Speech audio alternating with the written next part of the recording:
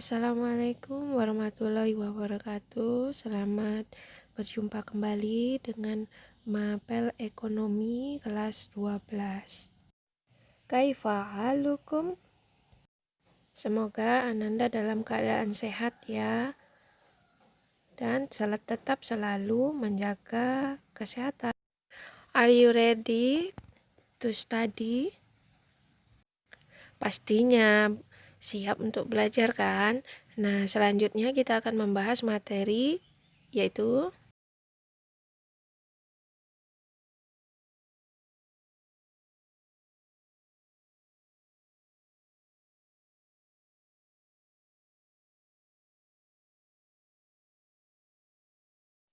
Indonesia merupakan salah satu negara dengan perusahaan rintisan atau bisa disebut dengan startup yang berkembang pesat. Nah, perusahaan startup berkembang pesat di Indonesia karena memiliki potensi pengguna internet Indonesia yang meningkat dari tahun ke tahun.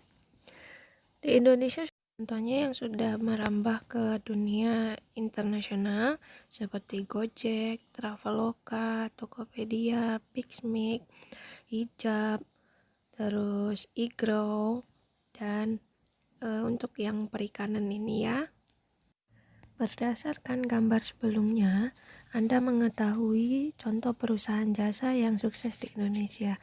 Kesuksesan usaha tersebut dapat dilihat dari laporan keuangan pada suatu periode akuntansi. Nah, bagaimana? Tentu otomatis kita harus mengetahui dulu bagaimana siklus akuntansinya, yaitu dimulai dari tahap pencatatan, pengiktisaran, dan pelaporan. Sebelum memulai tahap pencatatan, alangkah lebih baiknya kita mengetahui dulu karakteristik perusahaan jasa dan sumber pencatatan akuntansi. Tahap pencatatan dalam siklus akuntansi perusahaan jasa terdiri dari 3 tahapan, yaitu analisis bukti transaksi, penyusunan jurnal umum, dan posting buku besar. Perusahaan jasa biasanya juga perusahaan yang memproduksi produk yang tidak berwujud ataupun jasa dengan tujuan memenuhi kebutuhan masyarakat atau konsumen dan untuk mencari atau mendapatkan keuntungan atau laba. Sumber pencatatan. Nah, di sini ada jenis-jenisnya. Yang pertama ada bukti internal, yaitu contohnya memo. Memo merupakan bukti transaksi yang dibuat oleh manajer pada staf bagian akuntansi.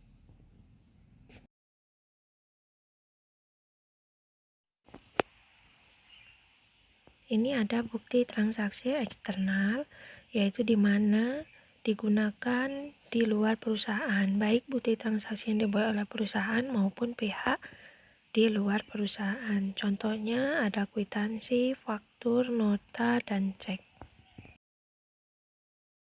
Untuk poin B, yaitu analisis bukti transaksi.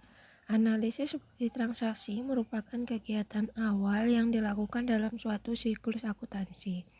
Setiap transaksi yang dilakukan perusahaan akan memunculkan bukti transaksi. Selanjutnya, bukti transaksi tersebut harus dianalisis sebelum dilakukan pencatatan jurnal umum.